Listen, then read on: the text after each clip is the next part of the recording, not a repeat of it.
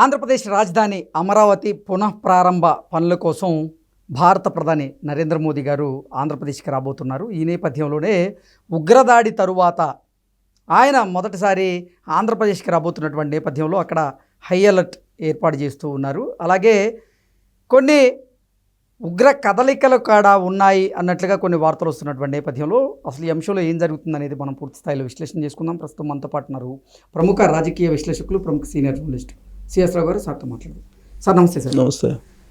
ప్రధాని మోదీ గారు ఆంధ్రప్రదేశ్ పర్యటనకు రాబోతున్నటువంటి నేపథ్యంలో ఆంధ్రప్రదేశ్లో హై అలర్ట్ ఉండబోతుంది అనేటువంటి వార్తలు వస్తూ ఉన్నాయి. ఏం జరగబోతుంది సార్?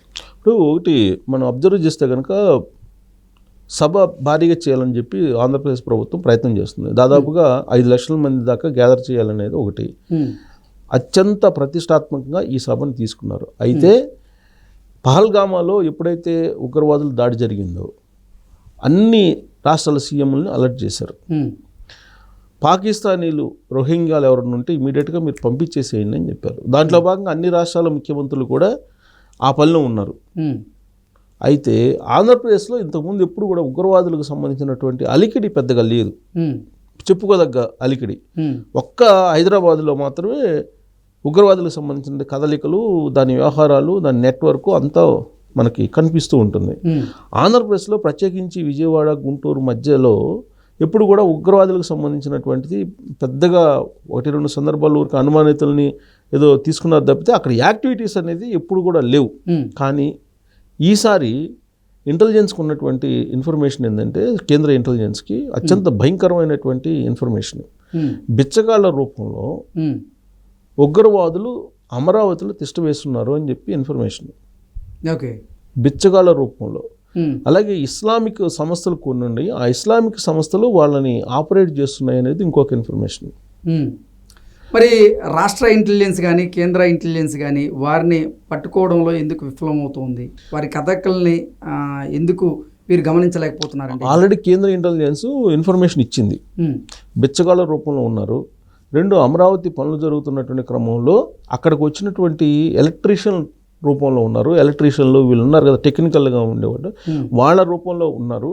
వీళ్ళని ఇస్లాంకు సంబంధించిన సంస్థలు ఏవైతే ఉన్నాయో విజయవాడ, గుంటూరులో ఆ ఇస్లామిక్ సంస్థలకు అనుసంధానమై వీళ్ళు ఉన్నారు అనేది ఇన్ఫర్మేషను. ఈ ఇన్ఫర్మేషన్ బేస్ చేసుకుని ఆంధ్రప్రదేశ్ పోలీసు అలర్ట్ అయ్యింది. అలర్ట్ అయ్యి ఇప్పుడు ఆల్రెడీ 2-3 రోజుల నుంచి సెర్చింగ్ చేస్తున్నారు. మీరు గమనిస్తే కనుక బిచ్చగాళ్ళు దేవాలయాల్లో మీకు అమరావతి, గుంటూరు మధ్యలో ఉండేటువంటి దేవాలయం, ప్రధానంగా మనం తీసుకుంటే దుర్గగుడి, ఇట్లాంటి చోట్ల బిచ్చగాళ్ళు ఎవరైతే ఉన్నారో వాళ్ళల్లో అనుమానితులు ఉన్నారు, ఉగ్రవాదకు సంబంధించినటువంటి మూలాలు ఉన్నటువంటి వాళ్ళు ఉన్నారు అనేది బాగా కేంద్ర ఇంటెలిజెన్స్ ఇచ్చినటువంటి సమాచారం. దాంతో ఇప్పుడు బిచ్చగాళ్ళని మొత్తం ఏర్పారేస్తున్నారు అక్కడ. ఇప్పుడు బిచ్చగాళ్ళు ఏంటంటే వాళ్ళు కాల్లో, చేతిలో లేదంటే ఏదో ఒక అవయవ లోపమో ఏదో ఉంటే వాళ్ళు బిచ్చగాళ్ళుగా మారుతారు, బిచ్చం ఎత్తుకుంటుంటారు.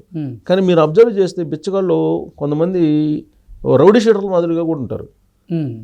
ఇప్పుడు అది కాస్త ఉగ్రవాదుల రూపంలో వచ్చింది అంటున్నారు. ఇప్పుడు సేఫెస్ట్ జోన్ కదా ఉగ్రవాదులు అంటే.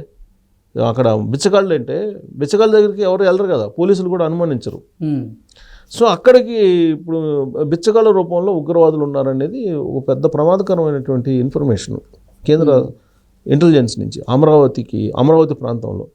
పైగా నరేంద్ర మోడీ గారు మే 2వ తారీఖున రాబోతున్నారు. ఆంధ్రప్రదేశ్ పునర్నిర్మాణానికి సంబంధించినటువంటి సభ భారీగా జరగబోతుంది. దాంట్లో కొన్ని లక్షల మంది పార్టిసిపేట్ చేసే అవకాశం ఉంది. సో ఇప్పుడు భద్రత కూడా కల్పించాలి, ఆ స్థాయిలో భద్రత కల్పించాలి. దానికి సంబంధించిన ఏర్పాట్లు చేస్తున్నారు. ఆల్రెడీ ఢిల్లీ చంద్రబాబు నాయుడు వెళ్ళారు ఒక లాస్ట్ వీక్లో వెళ్ళి ఆల్రెడీ కేంద్ర హోంశాఖ మంత్రి అమిత్ షా గారితో మాట్లాడారు.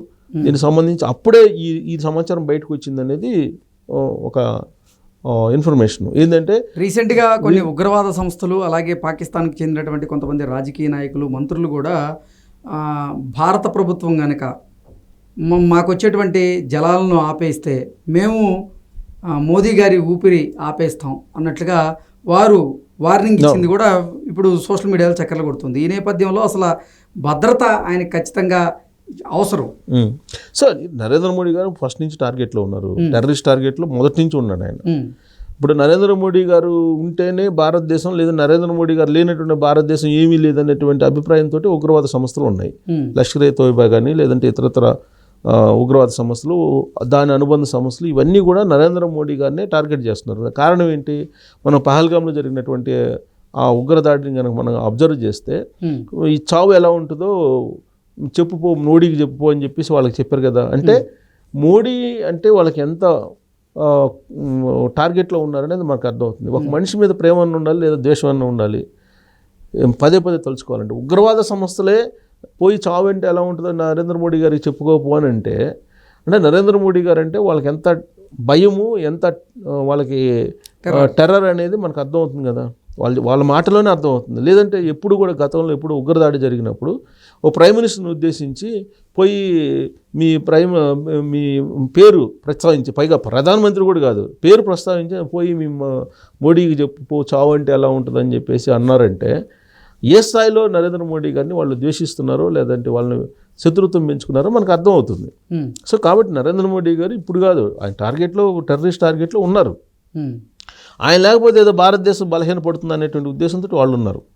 ఎందుకు? దానికి కారణం ఏంటంటే 370 రద్దు చేశారు. స్వాతంత్ర్యం తర్వాత 370ని రద్దు చేసినటువంటి ఒకే ఒక ప్రైమ్ మినిస్టర్ ధైర్యం చేసింది నరేంద్ర మోడీ గారు. దాంతోపాటు CAA, అది పౌరసత్వానికి సంబంధించి ఆ బిల్లు విజయవంతంగా అమలు చేస్తున్నారు. పైగా ఇప్పుడు చూస్తే కనుక మొత్తం ఇస్లాంకి సంబంధించినటువంటి చట్టాలు మారుస్తారు. ఒకే దేశం ఒకే చట్టం అంటున్నారు. ఇప్పుడు తలాక్ని రద్దు చేశారు కదా, ట్రిపుల్ తలాక్ని.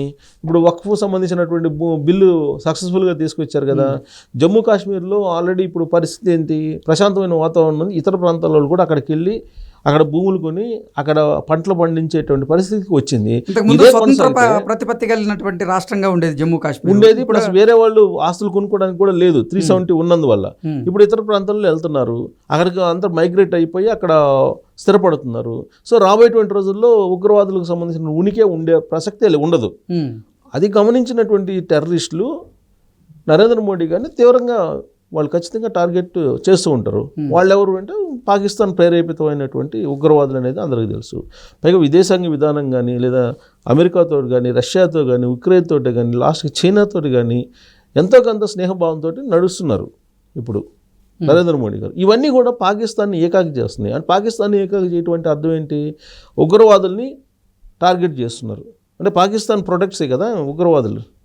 సో కాబట్టి ఇవన్నీ కూడా ఇబ్బందికరమైన పరిస్థితి ఉగ్రవాదులకి. కాబట్టి ఖచ్చితంగా నరేంద్ర మోడీ గారు టార్గెట్లో ఉంటారు. కాబట్టి ఆయన ఇప్పుడు చాలా జాగ్రత్తలు తీసుకోవాలి. ఒకటి, అందుకే ఇప్పుడు ఆల్రెడీ సెంట్రల్ ఇంటెలిజెన్స్ కూడా చుక్కాని వేసి వెతుకుతుంది, మొత్తం భూతత్వం వేసి వెతుకుతుంది, మొత్తం సెట్ చేస్తుంది. ఇప్పుడు అమరావతికి రాబోతున్నారు నరేంద్ర మోడీ గారు. ఆ ప్రెమిసెస్ అంతా మొత్తం 100 ఎకరాలు 150 ఎకరాలు మొత్తం వాళ్ళు హ్యాండ్ ఓవర్ చేసుకున్నారు. వాళ్ళు హ్యాండ్ ఓవర్ చేసుకుని మొత్తం అడుగడుగున చెక్ చేస్తున్నారు నరేంద్ర మోడీ గారికి ఎక్కడ ఇబ్బంది రాకుండా. అందుకే ఆ క్రమంలోనే కేంద్ర ఇంటెలిజెన్స్ ఇచ్చిన ఇన్ఫర్మేషన్ ఏంటంటే బిచ్చగాళ్ళ రూపంలో ఉన్నారు, వాళ్ళని కూడా ఐడెంటిఫై చేయండి అని చెప్పేసి. సో ఏ రూపం నుంచి ఇటు నుంచి ఇటు వస్తుందో తెలియదు. ఇప్పుడు మనకు రాజీవ్ గాంధీ ఎలా చనిపోయారు? రాజీవ్ గాంధీ ఆత్మాహుతి దళంతో కదా చనిపోయింది, బెల్ట్ బాంబుతో చనిపోయారు. సో కాబట్టి అన్ని జాగ్రత్తలు తీసుకుంటున్నారు నరేంద్ర మోడీ గారు. ప్లస్ అమరావతికి వస్తున్నారు కాబట్టి అది పెద్ద సభ కాబట్టి ప్రతిష్టాత్మకంగా తీసుకుంటున్నారు కాబట్టి, పైగా అది ఆ రోజున ఒక పండుగ ఆంధ్రప్రదేశ్కి యాక్చువల్గా. మళ్ళీ అమరావతి పునర్నిర్మాణం, దానికోసం చంద్రబాబు నాయుడు గారు ముఖ్యమంత్రి హోదాలో అక్కడ ఏర్పాట్లు చేస్తున్నారు. ఎన్డీఏలో కీలక భాగస్వామి ఆయన ఇవన్నీ చేస్తున్నారు కాబట్టి, పైగా అమరావతిలో ఇలాంటి కదలికలు ఉన్నాయని చెప్పి రావడం ఇవన్నీ చూస్తే కనుక, పైగా దక్షిణ భారతదేశానికి అది ఒక హబ్ లాగా ఉంది. ప్లస్ నేవీ అక్కడ ఉంది, మనకి వైమానిక దళం ఉంది వైజాగ్లో.